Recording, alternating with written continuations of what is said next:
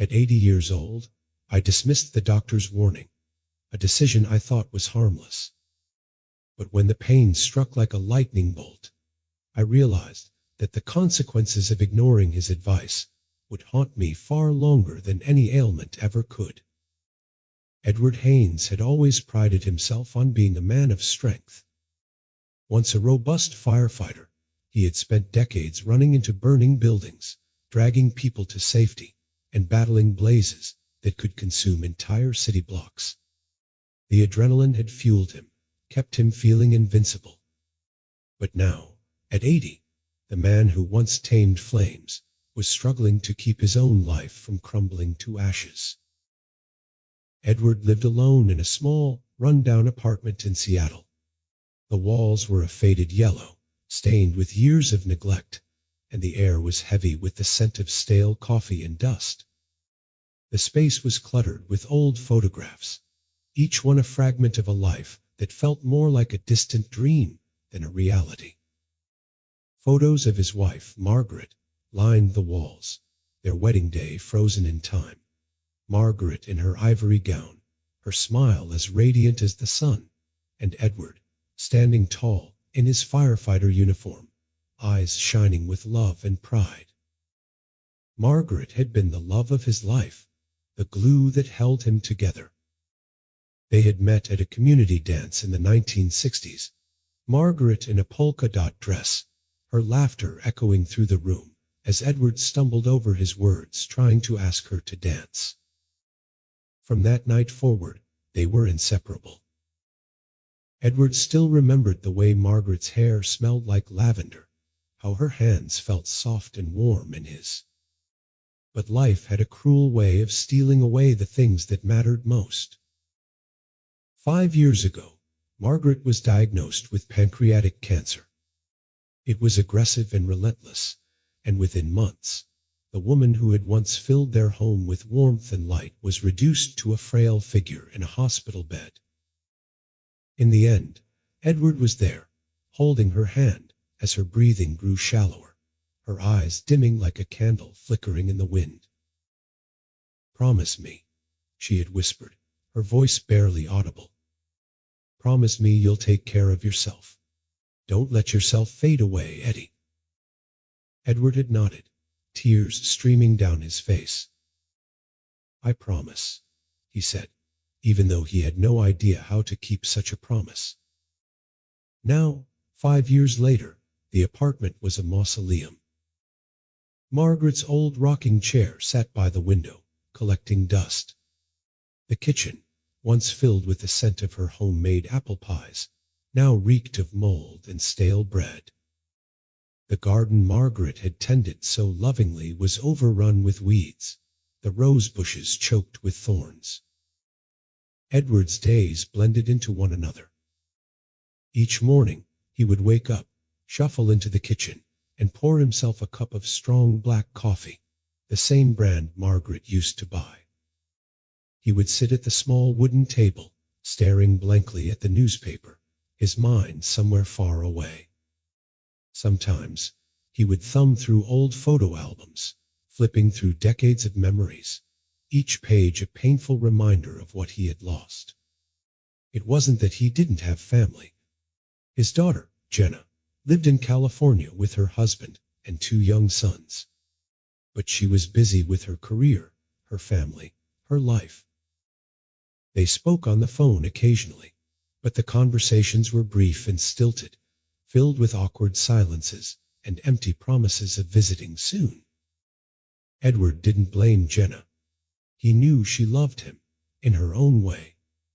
But she was living her life, moving forward, while he remained stuck in the past, replaying memories like a broken record.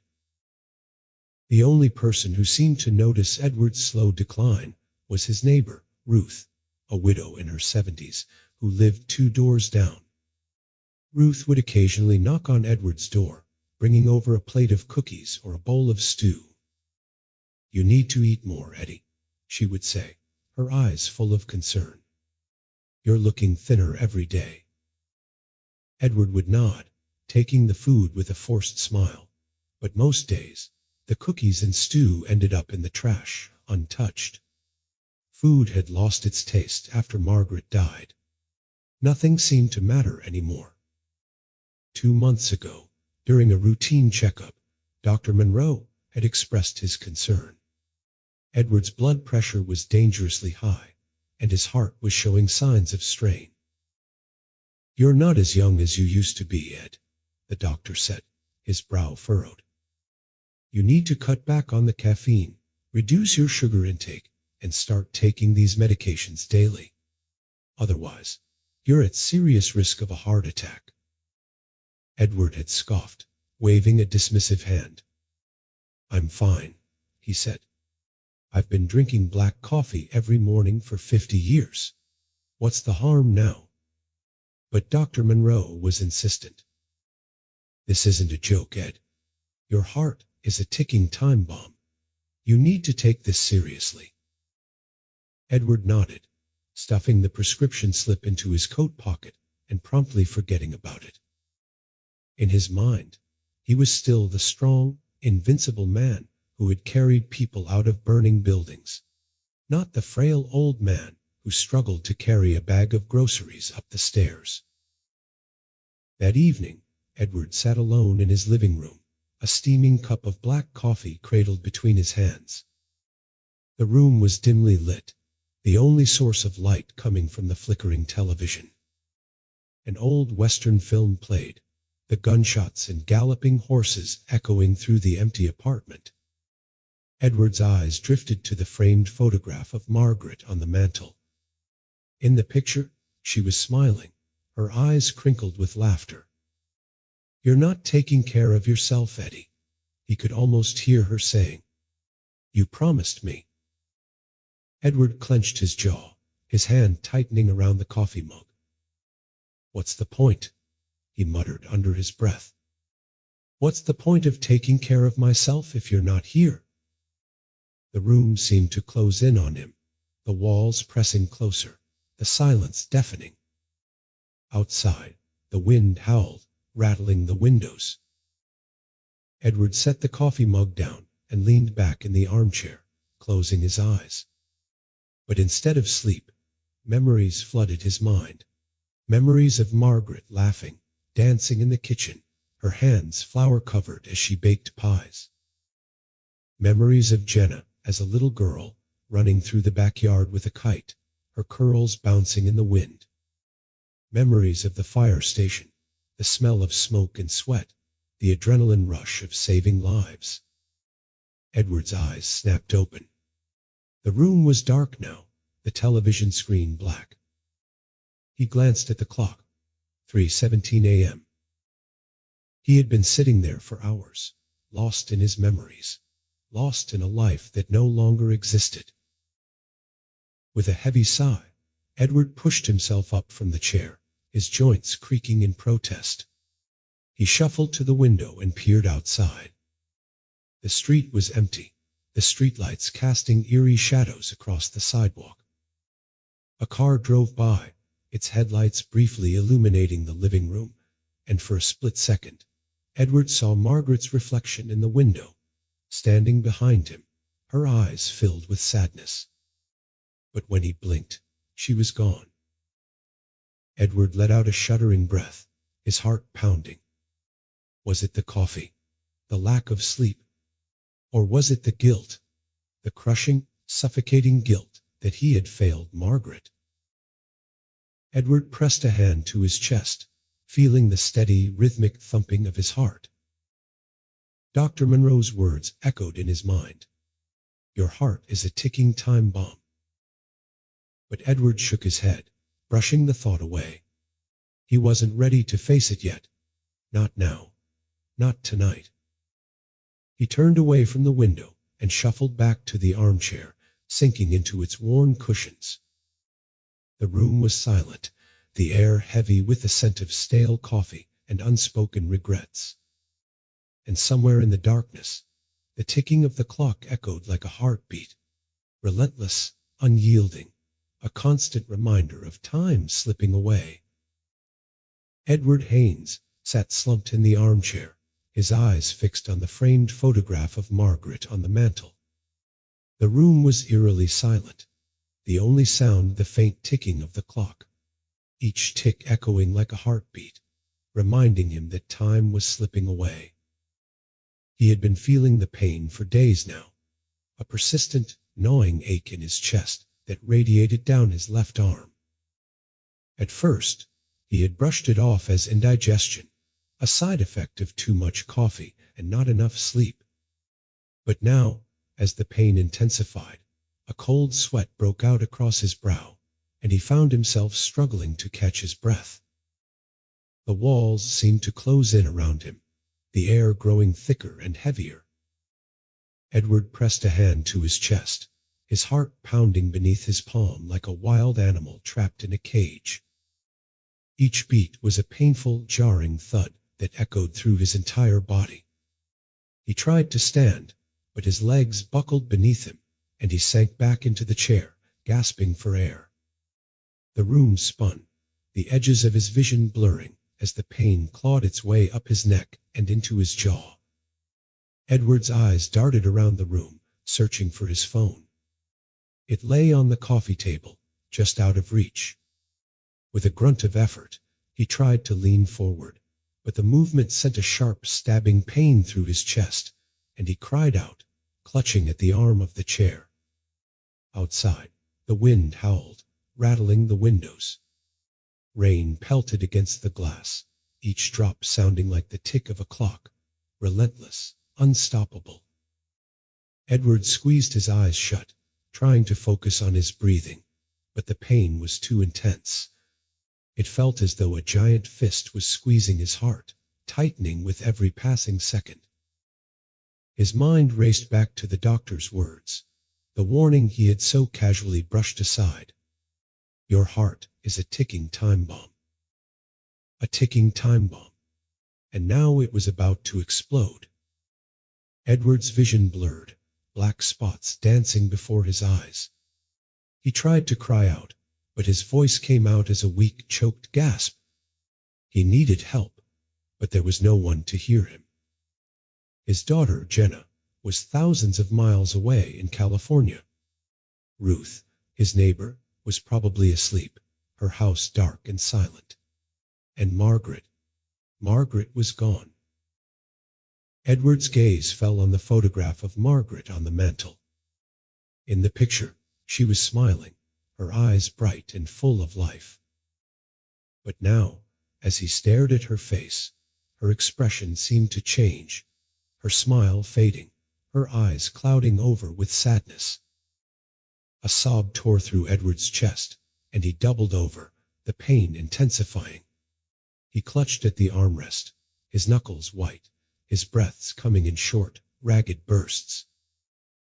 Margaret, he whispered, his voice breaking. I'm so sorry. I'm so sorry. But Margaret wasn't there to hear him. The room darkened, the edges of his vision closing in. Edward's hand slipped from the armrest, his fingers brushing against the floor as the world around him began to fade. The ticking of the clock grew louder, each tick like a hammer striking a nail into a coffin. And then, everything went black. When Edward opened his eyes, the world was a blur of white and gray. The ceiling above him was stark and sterile, the lights too bright, too harsh. The air was thick with the scent of antiseptic and the muffled beeping of machines. A woman's voice echoed through the haze, soft, familiar, and laced with desperation. Dad, can you hear me? Edward blinked, his eyes focusing on the figure beside him. Jenna. Her hair was disheveled, her eyes red and puffy from crying. She leaned over him, her hands trembling as she clasped his. Dad, please, say something, she whispered, her voice cracking. Edward's lips parted, but his throat was dry, and no sound came out. He tried to lift his hand, but his body felt heavy, unresponsive. The beeping of the heart monitor quickened, and a nurse appeared, her face a mask of forced calm. He's stable, the nurse said, adjusting the IV drip. But the heart attack was severe. It's a miracle he made it through the night. Heart attack. The words echoed in Edward's mind, reverberating like a death knell. So this was it. The time bomb had finally gone off. Jenna's grip tightened around his hand, her tears spilling over. Dad, why didn't you call me? Why didn't you say anything? You could have died. Edward's chest tightened, not from pain, but from the crushing weight of guilt. He had ignored the doctor's warnings, ignored Margaret's dying wish, and now he was paying the price. He turned his head, his eyes drifting to the window. Outside, the rain was still falling, the gray clouds swirling like smoke. It reminded him of the night Margaret died, the night he had promised her he would take care of himself. A promise he had broken. The days blurred together in a fog of hospital rooms and restless sleep. Nurses came and went, adjusting his medication, checking his vitals, offering him sympathetic smiles that felt more like pity. Jenna stayed by his side, her phone clutched tightly in her hand, her eyes darting to the clock every few minutes. Edward knew she was anxious to get back to California, back to her life, her family. But she stayed, even as the days stretched into a week, and then another. One afternoon, while Jenna was out getting coffee, Ruth appeared, a bouquet of sunflowers in her hands. She placed them on the windowsill, the bright yellow petals a stark contrast to the cold, sterile room. I heard what happened, Ruth said, her voice soft. You scared the hell out of me, Eddie. Edward managed a weak, half-hearted smile. Sorry, he croaked, his voice raspy. Didn't mean to. Ruth pulled a chair up to the bed and sat down, her eyes searching his face. You could have died, she said bluntly. You almost did. Edward swallowed, his throat dry. Maybe I should have, he muttered, his eyes dropping to his lap. What's the point of being here? Margaret's gone. Jenna barely talks to me. What do I have left? Ruth reached out, placing a warm, comforting hand over his. You still have time, Eddie. Time to make things right. Time to keep your promise to Margaret. Edward's eyes stung, tears blurring his vision. I don't know how, he whispered. I don't know where to start. Ruth squeezed his hand gently. Start by living, Eddie. Start by letting go of the past. That night, after Ruth left, Edward lay awake in the hospital bed, staring up at the ceiling. The heart monitor beeped steadily, a reminder that he was still alive, that his heart was still beating, still holding on. He thought about Margaret, about the promise he had made to her, to take care of himself, to keep going. He thought about Jenna, how she had sat by his side for days, refusing to leave, even though she had every reason to walk away. And he thought about Ruth, how she had shown up with those sunflowers, how she had reminded him that he still had time, time to make things right, time to live. Edward closed his eyes, a tear slipping down his cheek. The ticking of the clock echoed in his mind, but now, instead of a death knell, it sounded like a second chance. A chance to keep his promise. A chance to hold on. Edward lay in the hospital bed, staring at the ceiling. The room was dark, save for the soft, rhythmic glow of the heart monitor. Its steady beeping echoed like a metronome, a reminder that he was still here, still alive. But for what? The world outside his window was shrouded in darkness, rain slashing against the glass like a relentless tide. The storm was unyielding, as if the heavens themselves were grieving. And in that darkness, Edward's mind drifted backward, to a time when the world had been bright, full of warmth and life. It was the summer of 1968. The air was hot and sticky, the sky a blinding blue. Edward stood at the altar, his hands trembling, as he slipped a gold band onto Margaret's finger. She beamed up at him, her eyes shining like polished glass. The church was filled with friends and family, all of them clapping and cheering as the newlyweds shared their first kiss as husband and wife. Edward could still remember how Margaret's hand felt in his. Soft, warm, a perfect fit. "You're my forever," she had whispered as they walked down the aisle, her arm linked through his. Their first home was a tiny apartment in the city, just big enough for a bed, a sofa, and a kitchen table. Margaret decorated it with sunflowers, her favorite flower. "They're always reaching for the sun," she said, placing a vase of them on the windowsill. "No matter how dark it gets, they always find the light." Edward would come home from the fire station, exhausted and covered in soot, and Margaret would be there, waiting with a warm meal and a soft kiss. The apartment was always filled with music, old records playing softly, Margaret singing along as she cooked dinner. Her laughter echoed through the small space, wrapping around Edward like a warm blanket. For years, that was their life, simple, steady, filled with love. Edward never thought it would end. But then the cancer came. Margaret had complained of stomach pains for weeks, but she brushed it off as indigestion. Edward remembered the day they sat in the doctor's office, the fluorescent lights too bright, the air too cold. The doctor's face was a mask of forced calm as he delivered the news. "It's pancreatic cancer. I'm sorry." The words fell like stones, each one heavier than the last. Edward's world tilted, the ground slipping out from under him. Margaret sat beside him, her face pale, her hands folded neatly in her lap.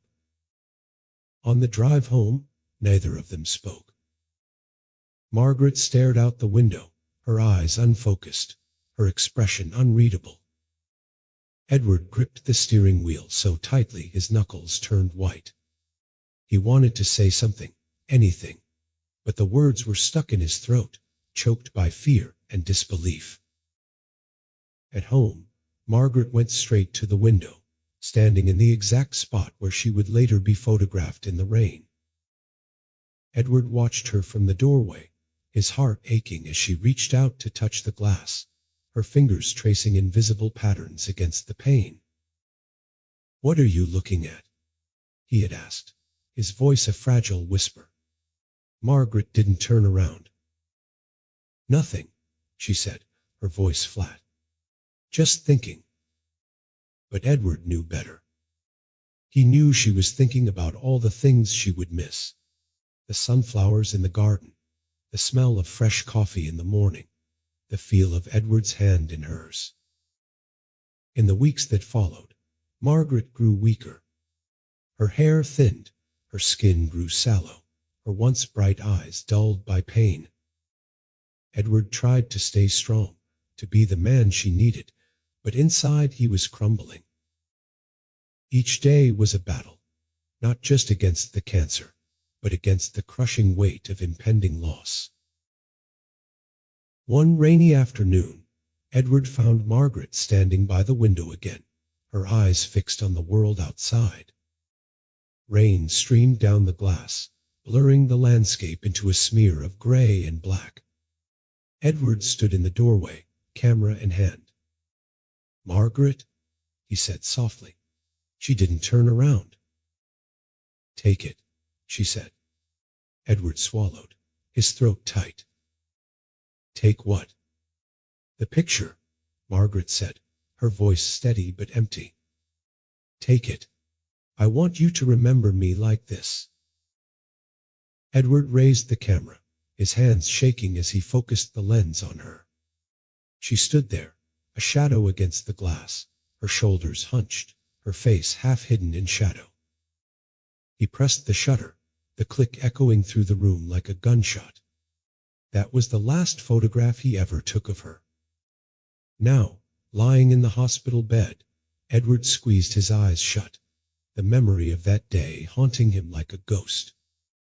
He could still hear the click of the camera, still see the way Margaret's shoulders had slumped, her gaze fixed on something far beyond the window, something he couldn't see. For years, he had avoided looking at that photograph. It had been buried beneath stacks of old photos, hidden away like a secret too painful to face.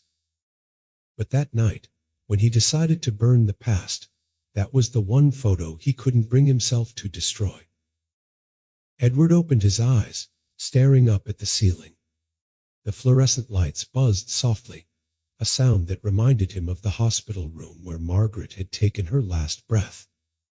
He could still hear her voice, a faint, fading whisper. "Promise me you'll take care of yourself." But he hadn't. Instead, he had sunk into a pit of grief, drowning himself in coffee and self-pity, letting the world pass him by.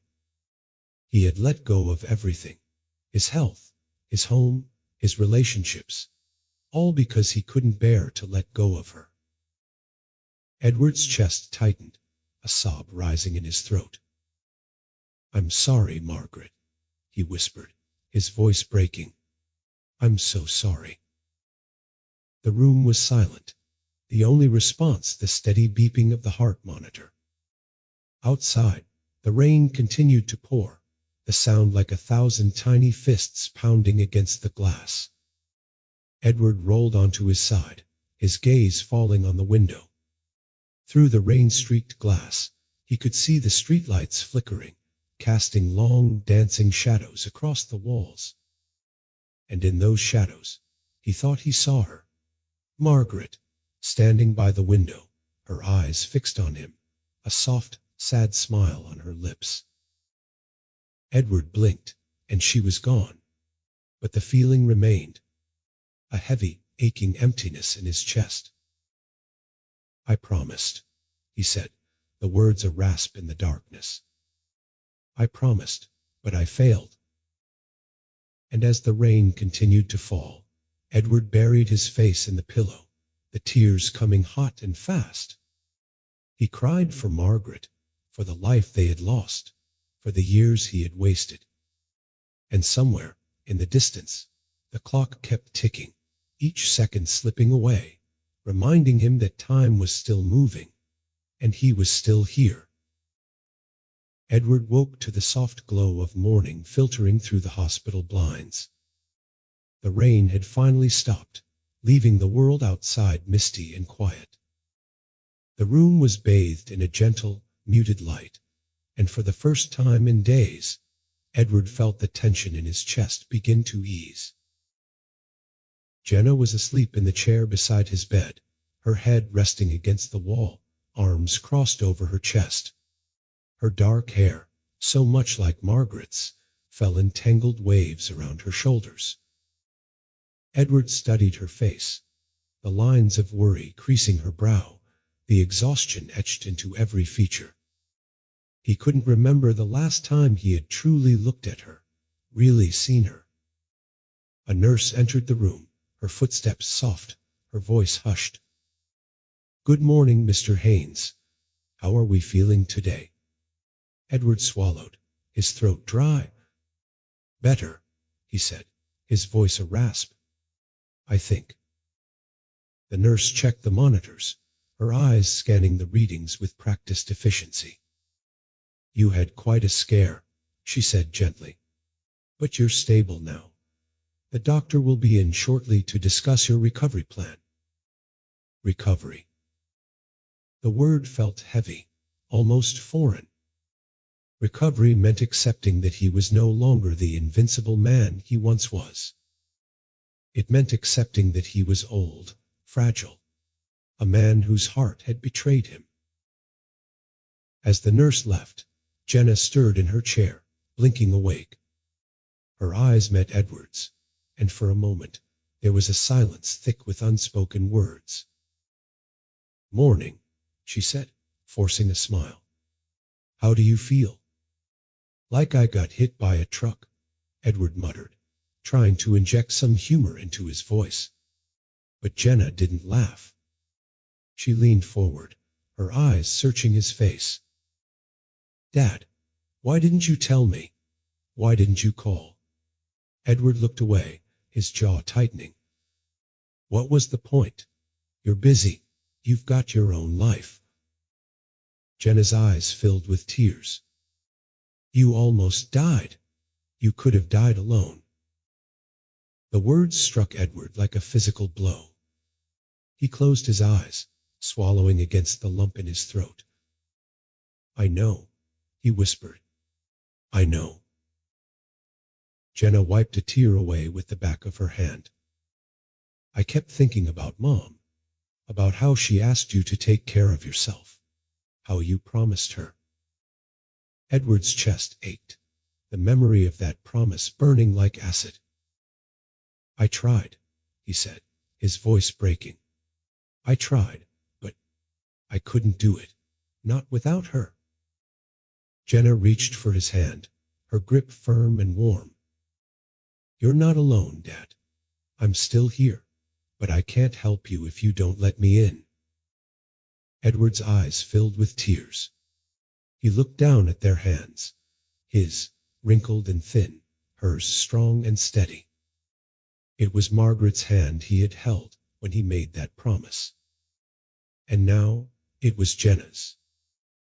Later that afternoon, Dr. Monroe entered the room, his expression serious but calm. He pulled up a chair, the plastic scraping against the floor, and sat down beside Edward's bed. You gave us quite a scare, Edward, the doctor said, folding his hands in his lap. Your heart attack was severe, but you're lucky. You made it through, and you have a chance to turn things around. Edward swallowed, his mouth dry. How bad is it? Dr. Monroe sighed. Your heart is weak. The damage is significant, but not irreversible.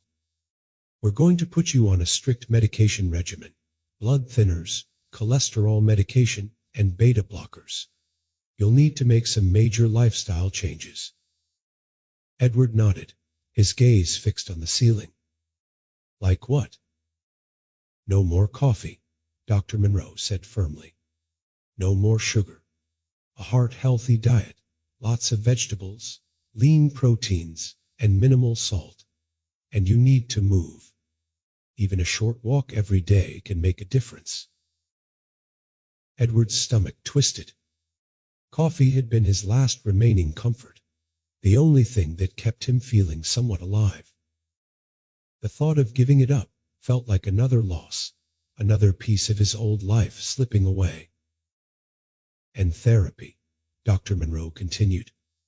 We're referring you to a cardiac rehabilitation program. You'll work with a team, nutritionists, physical therapists, counselors. They'll help you build new habits and deal with the emotional toll of recovery. Edward's jaw clenched. Therapy, counseling. He didn't want to sit in a room full of strangers and talk about his feelings. He didn't want to admit that he was weak, that he was broken. But then he looked at Jenna, standing beside him, her eyes filled with worry and hope. He remembered Margaret's last words, the promise he had failed to keep. What if I can't do it? Edward said, his voice trembling. Dr. Monroe's expression softened. You can, but you have to want to. 2 weeks later, Edward stood in the rehab center, staring at a treadmill that looked more like a torture device than a tool for recovery. The room was bright, filled with other patients, men and women of all ages, each of them walking, cycling, lifting small weights under the watchful eyes of nurses and therapists. Mr. Haines? Edward turned to see a young woman approaching him. She was petite, with curly black hair and a name tag that read, Samantha, physical therapist. Are you ready to get started? Samantha asked, her smile warm and encouraging. Edward swallowed, his hands trembling. I guess so. Samantha led him to the treadmill, adjusting the settings to a slow, gentle pace. We're going to take it easy today, she said. Just 10 minutes to start. Let me know if you feel any discomfort. Edward nodded, stepping onto the treadmill. The belt began to move, and Edward forced his legs to follow. Each step felt heavy, his muscles aching, his heart pounding in his chest. Sweat beaded on his forehead, his breath coming in shallow gasps. Keep going, Samantha said, her voice gentle but firm. You're doing great. But Edward didn't feel great. He felt old, weak, fragile. The man who once ran into burning buildings was now struggling to walk at a snail's pace on a treadmill. His mind wandered to Margaret, to the promise he had made. Take care of yourself. Edward's jaw clenched. He could hear her voice, see her standing by the window, her eyes distant, her face shadowed. He had let her down. He had let himself down, but not anymore. With a grunt of effort, Edward straightened his back, his hands gripping the treadmill rails. One step, another, and another. His heart raced, sweat soaked his shirt, but he kept going. Each step a small victory, each breath a reminder that he was still here, still fighting. After the session, Edward sat alone in the rehab center's waiting area, a water bottle clutched in his shaking hands. His legs ached, his chest throbbed, but for the first time in years, he felt alive. Jenna walked in, her eyes bright with relief. You did it, she said, sitting beside him. You made it through. Edward looked at his daughter, his eyes shining with unshed tears. I did, he said, his voice thick. But it's just the start. Jenna squeezed his hand. And I'll be here every step of the way. Edward nodded, a tear slipping down his cheek. He had a long road ahead, a road filled with pain, struggle, and change. But as he sat there, feeling the steady beat of his heart, he knew that this time he would keep his promise. He would take care of himself, not just for Margaret, not just for Jenna, but for himself. 6 months had passed since Edward's heart attack. The winter snow had melted, giving way to the soft green buds of spring. The air was crisp and cool, carrying the scent of blooming flowers and freshly cut grass. Edward sat on the wooden bench outside the rehab center, his cane resting against his knee. He watched as other patients strolled along the garden path, some with walkers, some with oxygen tanks, each of them taking small but determined steps forward. Edward himself was a different man now, thinner, slower, but still standing. His once gaunt face had regained a hint of color, and though his movements were still stiff and deliberate, there was a steadiness in his gait that hadn't been there before. He took a deep breath, feeling the cool air fill his lungs, then exhaled slowly. Inside his jacket pocket was a folded piece of paper, a letter he had written the night before, a letter he still wasn't sure he had the courage to send. It was addressed to Jenna, filled with words he had never said aloud, words he had been carrying inside him like stones, weighing him down. Morning, Mr. Haines, a familiar voice called out. Edward looked up to see Samantha, the young physical therapist who had been guiding him through his recovery. She approached him with a warm smile, clipboard in hand. How are we feeling today? She asked, sitting beside him. Edward nodded, his fingers tracing the edge of the cane. Better, stronger. Samantha tilted her head, studying his face. And how's the heart? Edward placed a hand over his chest, feeling the steady, rhythmic beat. Still ticking, he said, his lips curving into a small, wry smile. Samantha chuckled. That's what we like to hear. They sat in comfortable silence for a moment, watching as a couple of older men walked by, their arms linked for support. One of them, a man named Frank, nodded at Edward and raised a hand in greeting. Edward nodded back, his chest swelling with a quiet sense of camaraderie. You know, Samantha said, her voice gentle, when you first came in here, I wasn't sure you'd make it through the program. You were so angry, so closed off, but now, you're a completely different man. Edward's jaw tightened. I was angry, he said, his eyes drifting to the garden path. Angry at myself. Angry at Margaret. Angry that I was still here, and she wasn't. Samantha placed a hand on his shoulder. You've come a long way, Edward. You kept your promise. Edward swallowed, his throat tight. Not all of them. That afternoon, Edward returned to his apartment. The air was cool, the sky a soft, cloudy gray. Inside, the living room was clean and orderly, no longer the cluttered, suffocating space it had once been. The walls were still adorned with old photographs, but now there was a new addition, the photograph of Margaret standing by the window, the one he had almost burned. Edward had placed it in a new frame, polished and gleaming, and set it atop the mantel. It was the first thing he saw when he entered the room, the last thing he saw before he went to bed. Edward hung his coat on the rack and made his way to the kitchen. The coffee maker was gone, replaced by a collection of herbal teas. A small bowl of fresh fruit sat on the counter, apples, oranges, a single ripe banana. He poured himself a cup of chamomile tea, the steam rising in delicate wisps, and carried it to the armchair by the window. The same chair he had once slumped in, drowning in grief and memories. Now, it was a place of reflection, a place where he could sit and breathe and simply be. Edward sipped his tea, his eyes drifting to the garden outside. The weeds had been pulled, the grass trimmed, and in the corner, a small patch of sunflowers swayed in the breeze, bright, golden, reaching for the sun. Margaret's favorite. Edward's eyes stung, a tear slipping down his cheek. I did it, Margaret, he whispered, his voice trembling. I kept my promise. Later that evening, there was a knock at the door.